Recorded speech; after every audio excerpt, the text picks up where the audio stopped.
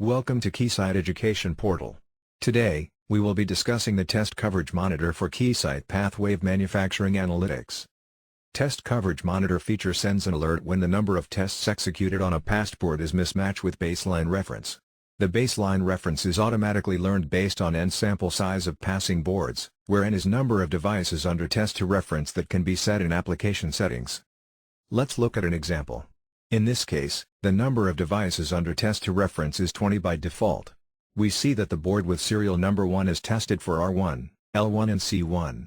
The board with serial number 2 is tested for R1 and C1 only.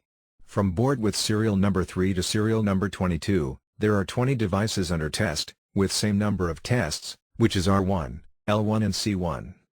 Therefore, the baseline reference is 3 in this case.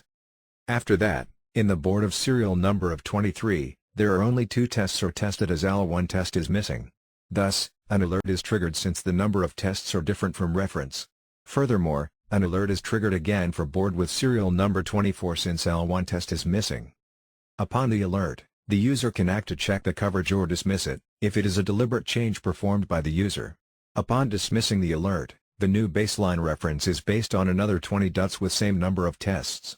We can see the new reference baseline is 2 for the following boards.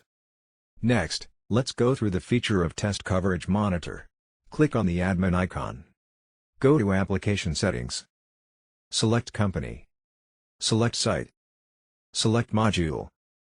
By clicking on Test Coverage Monitor module, we could set the number of DUT to reference. The software is setting 20 as default. After you have chosen the number, then click on Save button. After that, back to Home page. Click on Alert icon. We see that the detailed information that notified the user since the test coverage changed.